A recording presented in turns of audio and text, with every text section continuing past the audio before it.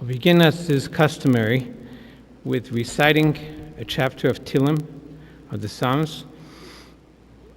Those who have one could say it with me.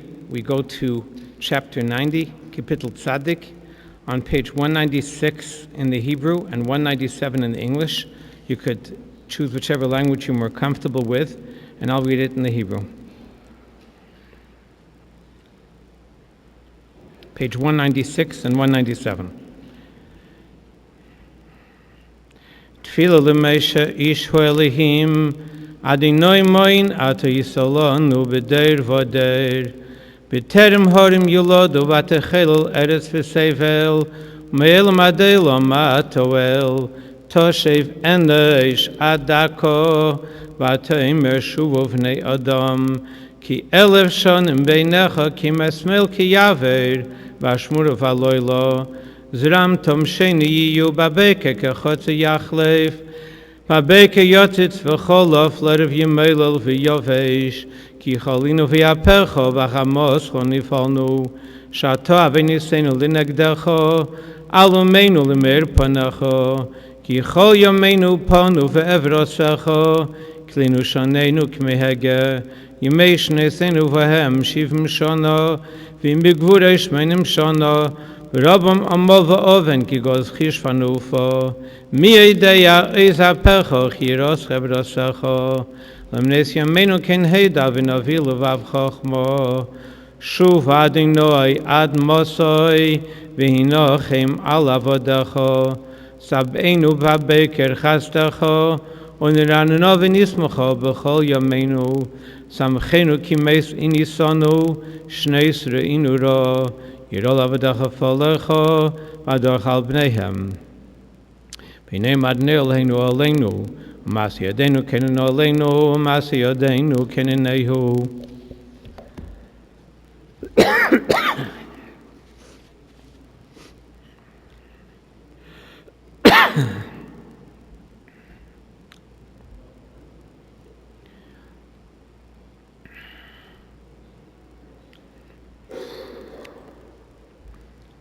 Everyone here, and many more, have lost a very special friend, a special human being. In addition to May and his family, to Sam's family. And it's a very difficult thing to have to take and accept, the loss of any human being, especially a person like Sam was. As in everything in Jewish life, we look to the Torah for guidance, for consolation. We know that the Jewish tradition is that when we have any kind of special event in life, we associate it with getting called up to the Torah. When a child is born, parents get called up to the Torah.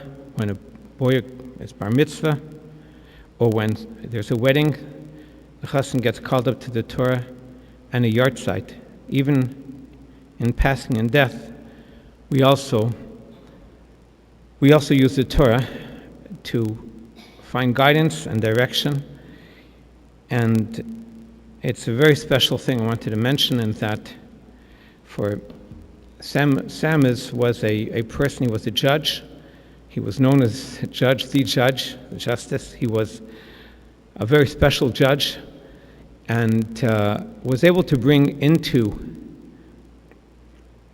the court a very different kind of angle that's very unusual, very special. I guess others will talk more about this, but I've heard it again and again that he made, even when he stood in court and he had an accused, he made the person feel as a human being. He had the justice and judgment was tempered always with compassion, with humanity, with empathy, and that came through in everything. For, again, like I mentioned, we look to the Torah for guidance. We are just beginning tomorrow, the first day of the month of Elul, of the Hebrew month of Elul, the last month of the Jewish year before Rosh Hashanah. And there too we ask in our prayers, when we all stand in judgment before the Supreme Judge, before God, we ask Him, V'tzadkenu b'mishpat, be charitable to us in our judgment. And no doubt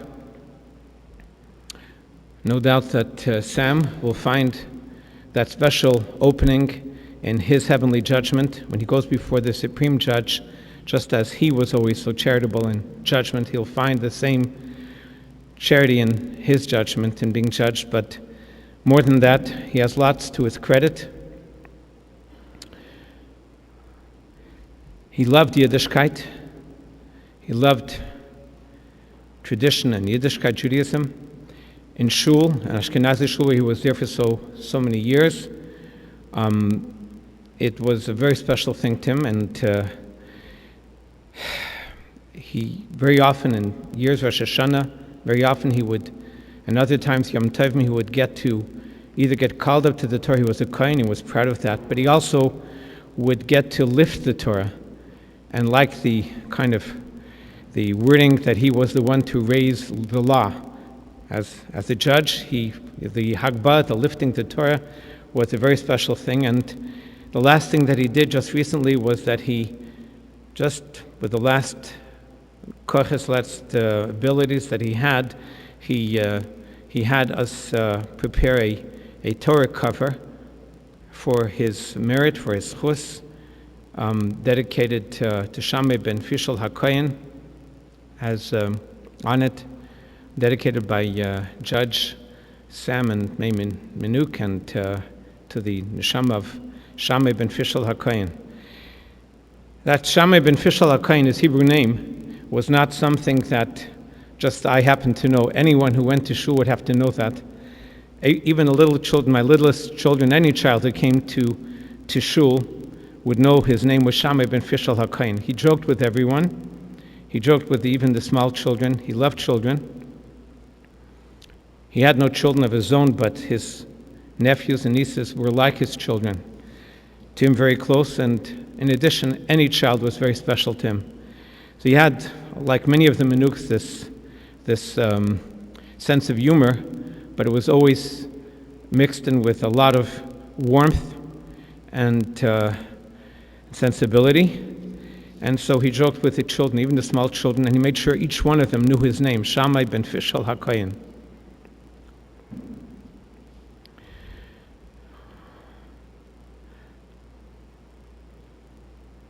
So I wanted to mention again also that there is a very special tradition about being able to be buried on Erev Shabbos, on Friday just for Shabbos. Shabbos is the day that brought when God created the world. He rested on the seventh day. It's a day when we have serenity, restfulness, and everything in the world rests. Even in the next world, all the judgment is relaxed, and anyone who is fortunate to be buried just before Shabbos goes into the next world with the feeling and the atmosphere of a Shabbos. So this is also special for him. I know that each one of us over here will miss a very special person, but more than anything I could say, as our sages tell us, that Dvarim hayotzim min halev, nichnasim el halev, words that come from the heart, penetrate another person's heart. So the best word spoken would be by Sam's own family, Judge Sam's own family. So we're going to have some words from his nephews, from Jason and from Jared, and also from Shelley and from Risa. So Jason, I think first.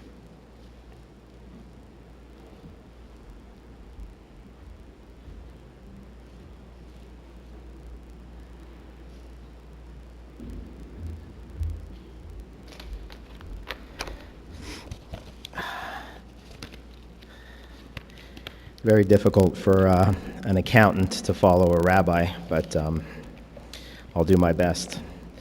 Rabbi Altine, Auntie May, family and friends. For those of you who I haven't met, my name is Jason Merrick. I'm the great-nephew of the late Judge Sam Minuk. To my family, he was known as Uncle Suki. the youngest of 6 brothers and sisters, one being my late grandmother, Frida Domi. With my uncle's passing, a generation has come full circle, and my uncle takes his rightful place in heaven with his parents and brothers and sisters, Max, Harry, Belle, Doris, and Frida. Today we're here to celebrate one heck of a life, not of a good man, but of a great one. A story of a poor child from Pritchard Avenue who loved the law, put himself through law school, and eventually became one of the most likable judges in the province of Manitoba. My uncle passed away peacefully yesterday, surrounded by family, which is befitting, as that is the way he lived his life. His legacy is being around people, the way he dealt with people, his sense of humor, his knack of bringing the best out in everyone. It didn't matter their race, age, occupation, and that includes hardcore criminals, by the way. Everyone was treated with respect by a man who couldn't wait to tell a joke and make people laugh.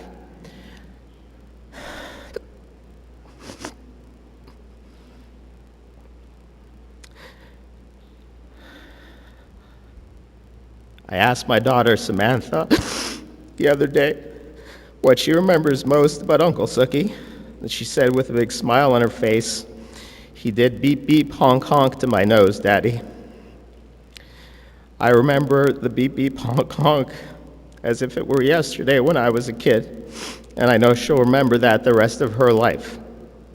Speaking of kids, my uncle became very close with my family when my father passed away almost 40 years ago. Without kids of his own, he, along with Auntie May, stepped in, and he was like a father figure to my brother and I.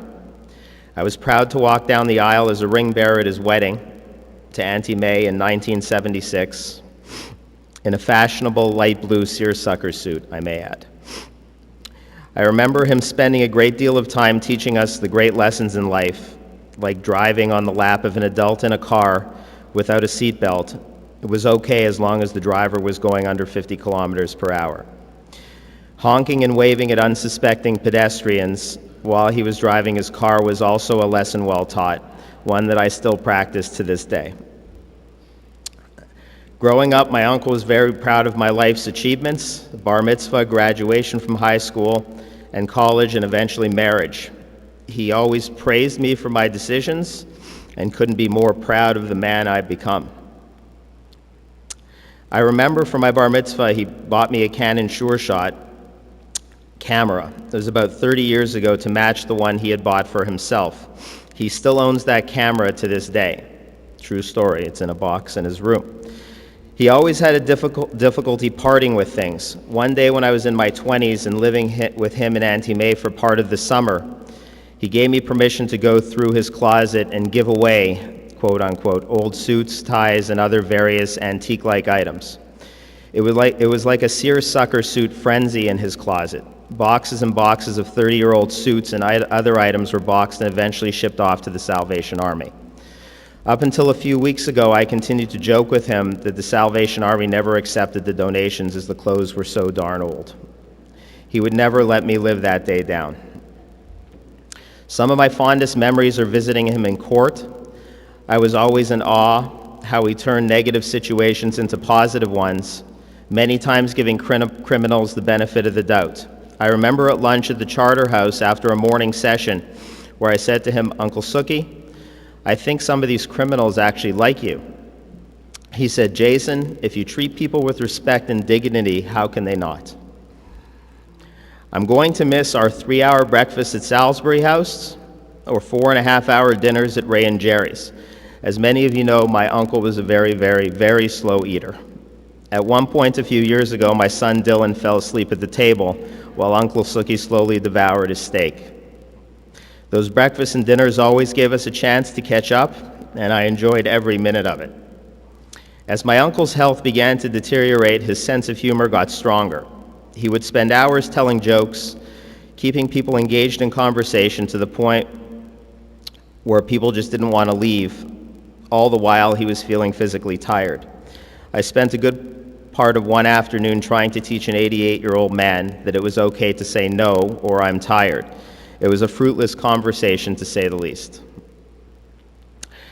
I'd be remiss today if I didn't thank a few people that have been very helpful with my uncle's care. Maria, Sergi, and Brittany, you were in the trenches with direct care of my uncle over the last few weeks and months, which was certainly no easy task. I appreciate everything that you've done. To the nurses and doctors at Seven Oaks General Hospital, particularly Dr. Finlinson, thank you for your communication and professionalism during this time. Yossel, thank you for overseeing Uncle Suki's care over the last few weeks. Many decisions were difficult, but you were steadfast through this entire process. Gary, I know you're listening. I have a much better appreciation for what you do on a daily basis now.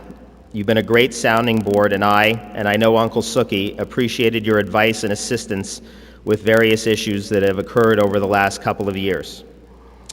And Shelley, what can I say? You went well above the call of duty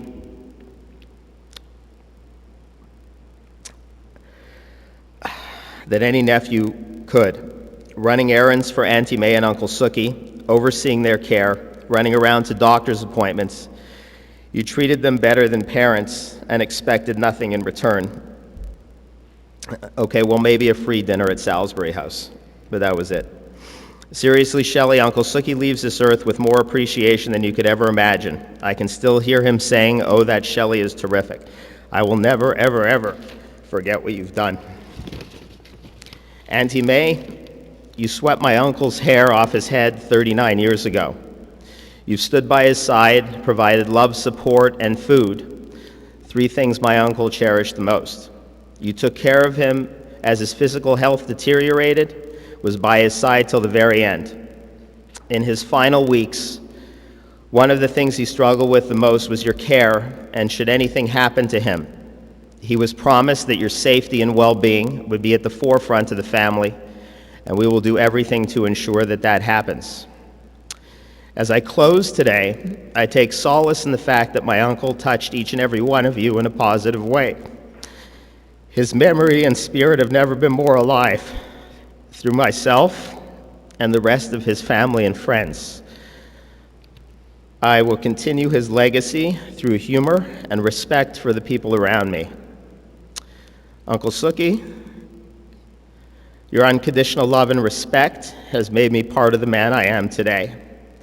I'll make sure I give a thumbs up to the sky the next time I honk at some unsuspecting pedestrian on the street. I love you and will miss you to the end of time.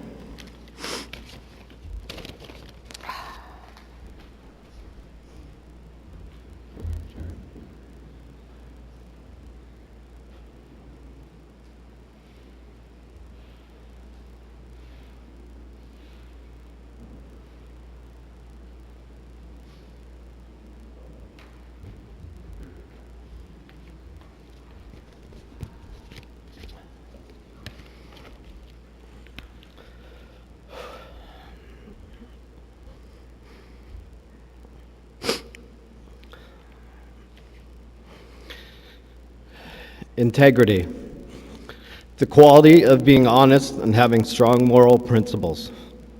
Compassionate, feeling or showing sympathy and concern for others, accompanied by a strong desire to alleviate the suffering in others. Sense of humor, the trait of appreciating and being able to express what is laughable and or funny. Morals, a person's standard of behavior or beliefs concerning what is not acceptable for them to do. Respectful, full of, characterized by, or showing polite or deference. Character, strength and originality in a person's nature. Trustworthy, able to be relied on as honest or truthful. Patience, an ability or willingness to suppress relentless or annoyance when confronted with delay. Loving, a profound, tender, passionate affection for another person. Well-mannered, having or displaying good manners, showing good taste. Honest, honorable in principles, intentions, and actions, upright and fair. Hero, a man who is admired or idolized for courage, outstanding achievements, or noble qualities. Role model, a person looked to by others as an example to be imitated.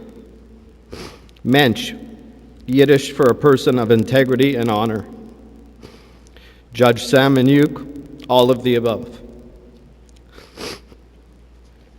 Rabbi Altein, Auntie May, family, and friends. My name is Jared Merrick, and I am one of Sam's great nephews. My uncle and I had a very unique relationship, one that I'm proud to share with all of you today. Although I referred to him as uncle throughout his life, he was so much more to me. I'd like to thank everyone in attendance today. On behalf of my aunt and the entire Minuk family, we truly appreciate you taking the time to pay your last respect to my Uncle Suki. For those of you who are wondering if you are in the right place, you are. Suki is a nickname close family members have used for my Uncle Sam for as long as I can remember. The name was given to him by my grandmother, his eldest sister Frida. My grandmother would tell him to suck his bottle, and he would reply, Suki, Suki, instead of suck, and the rest is history. As I look around the room right now and see all the people here, I know my uncle is looking down at all of us and he is in awe. I'm sure he is thinking, all of this, all these people, just for me? That's right, Uncle Suki, all of these people here for you. Not bad at all for a little tyke from Pritchard Avenue. You see, my uncle was a very humble man, so humble that he never truly realized the lasting impression he left on people. He put himself first. He never put himself first. It was always about pleasing others.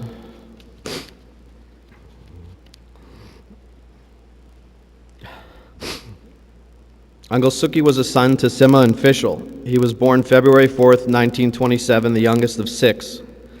Because all the other siblings were married, the responsibility of taking care of his mother fell on him. He was unbelievably good to her. Being the youngest of 6, he never had anything new. Everything was hand-me-downs.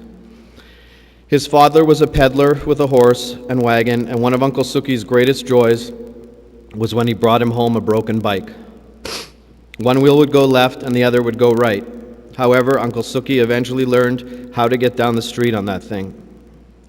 He was the most popular boy on the street, adored by all the other families who lived there. His mom wanted him to go to medical school. There was only one small issue that held him back. He couldn't stand the sight of blood. So law school it was.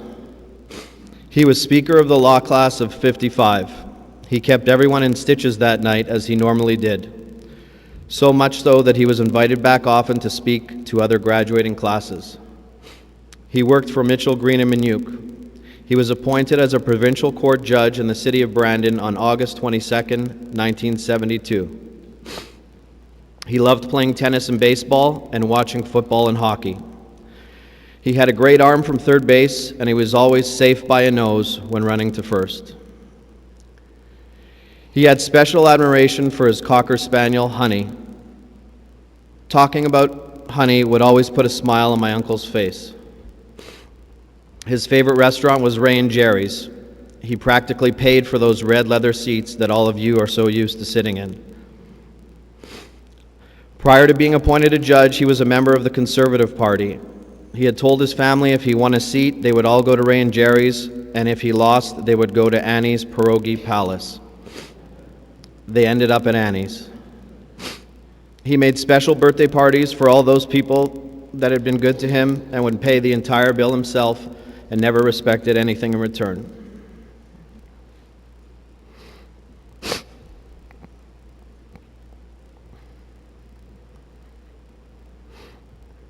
As odd as it may sound, I have wondered about this day for a very long time. Actually, for as long as I can remember. How will I be able to honor my uncle when he is no longer with us? How will I be able to express how much he meant to me and my extended family? Over the past week, as Uncle Suki's health continued to deteriorate and I knew that death was inevitable, I realized that there are no words, no poems, no expressions. There is nothing that I can say that will truly express how good of a man my uncle was. The expression that they that they broke the mold when they made him comes to mind. I have never known anyone to leave such a lasting impression on each and every person who he came in contact with. If you're here today, you're a very lucky person. Once again, these words may sound odd, as you're at a funeral, and there's nothing lucky about being at a funeral. But take a look at it this way. If you're here, it means that at some point in your life, you had the pleasure of knowing my uncle. Think about it for a moment. Granted, I may be a bit biased due to the relationship my uncle and I had. However, I'm confident now that you've put some thought to it, you would indeed agree that you were lucky to have known Sam Minuk. My most treasured times with my uncles were at the end of the school year.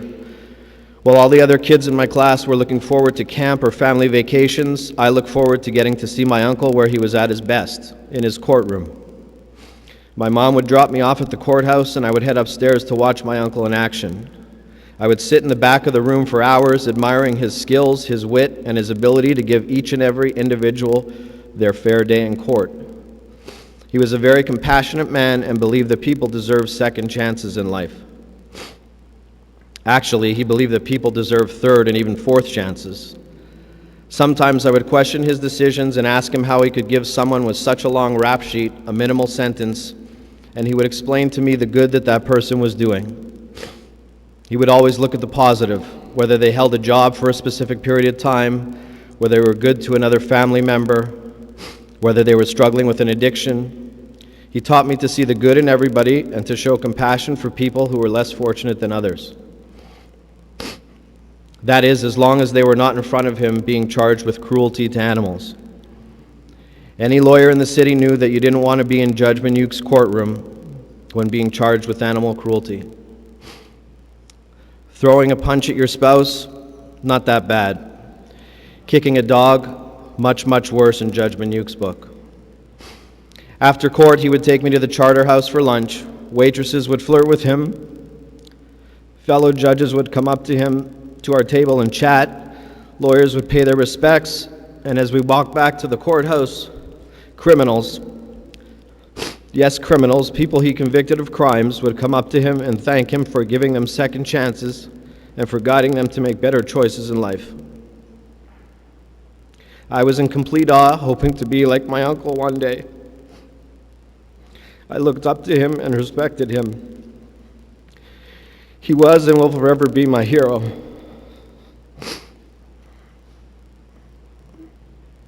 I could not say words about my uncle without talking about his best quality, his sense of humor. Boy, did he have a good sense of humor. He could make anyone laugh, and he loved to laugh himself. And he carried that sense of humor with him right down to his last few days. During a recent phone call, after he had removed his feeding tube from his throat, I asked him what he was thinking by pulling the tube from his body. He could barely talk, but he quickly replied, "I hadn't eaten solid food for 3 days, and that's a record for a Minuk. I couldn't take it any longer, Jared. I had to pull it out. I need a burger from A&W." As I heard him chuckle and tears of sadness and laughter rolled down my face, once again he touched my heart by making me laugh by bringing humor into a very difficult time. Uncle Suki had the ability to take over a room of people. Everyone wanted to talk and kibitz with him, and he took great pleasure in making people laugh.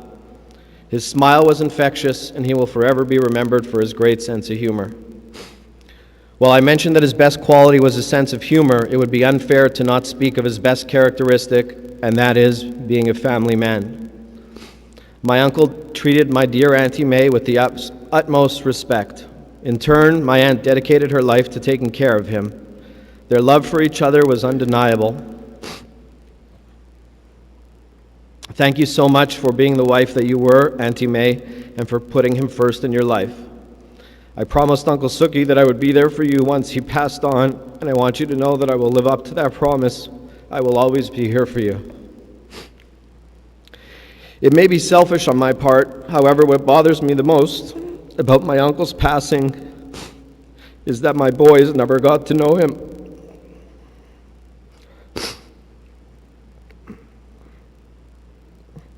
My older son Noah met him a couple of times, but neither of my boys will get to know the true person he was.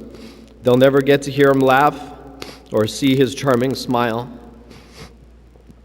They'll never get to see him wink at a waitress 60 years younger than him, and they'll never get to see him make faces at a kid in an elevator, only to have the kid make the same face back and the kid's mother promptly scold her child for making a face at him.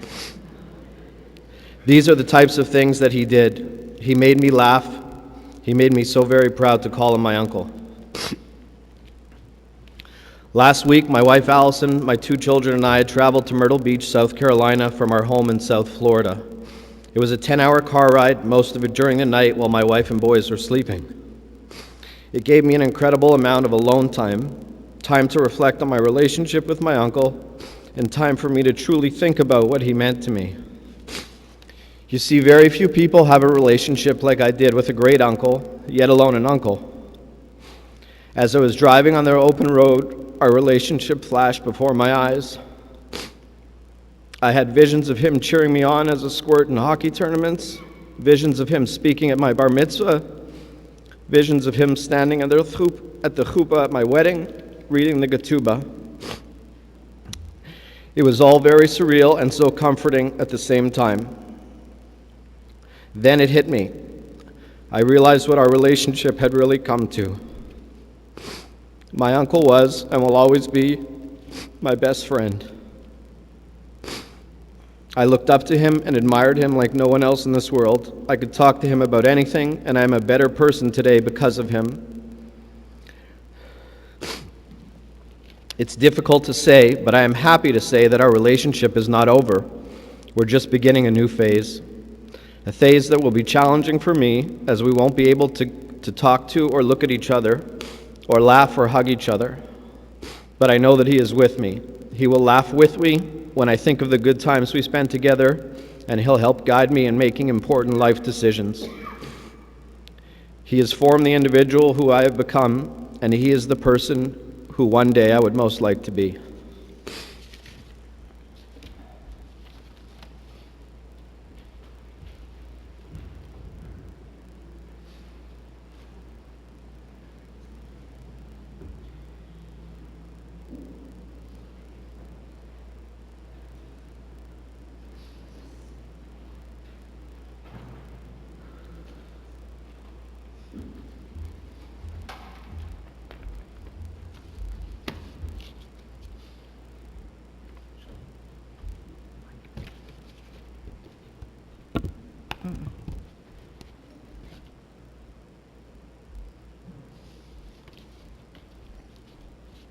Rabbi Altine, Auntie May, family and friends.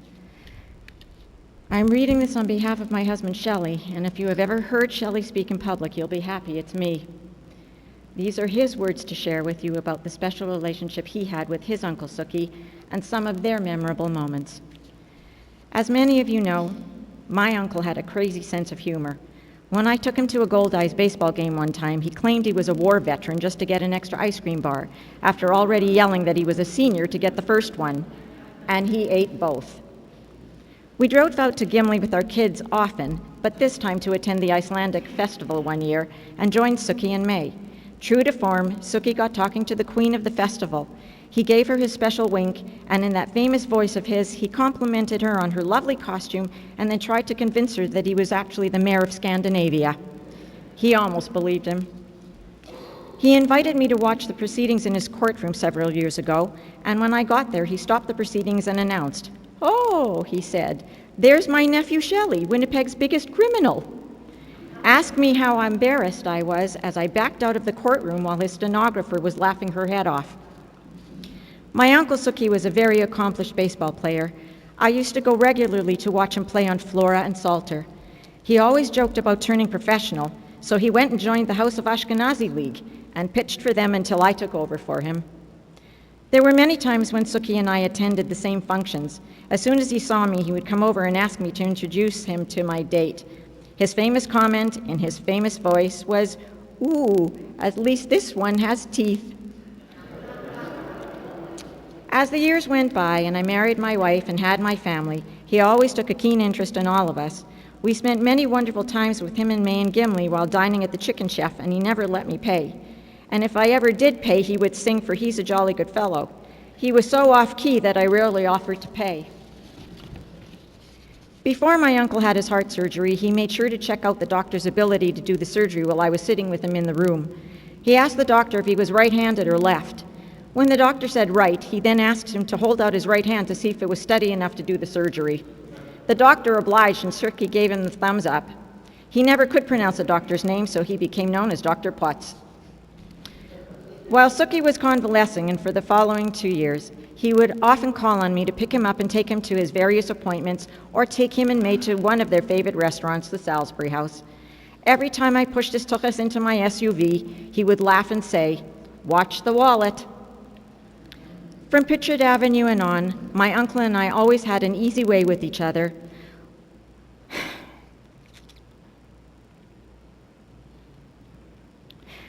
We shared the same love of sports and the same sense of humor. But it was in recent years that our relationship became even stronger, like father and son. And this is what I know. I will always remember you, Uncle Suki, and you will never be forgotten.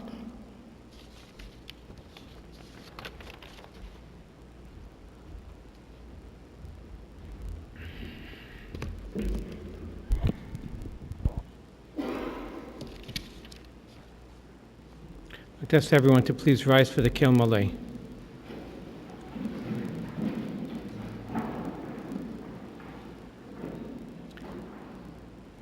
El Malay Rachamim Shechein Bamremim Hamtzei Minuk Necheno Al Kanfei Hashchino B'Maleis Kedeshim Uteirim Kizero Rakia Mazirim Es Nishmas Shammai ben Fishel HaKohen Sheholach Leilamei Bavishitnu B'nedet Stakabaras Koras Nishmosei M'ganeden Tehei Menuchosei Lachein Bal HaRachamim Yasreu Sese Knofav Leilamim V'yitzrei B'tzrei Rachayim Es Nishmosei Ad Nehu Nachalosei Nucham Mishkove V'Sholem V'Neimar Amen.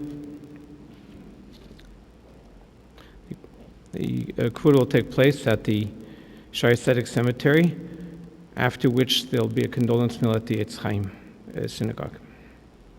The pallbearers, please come forward.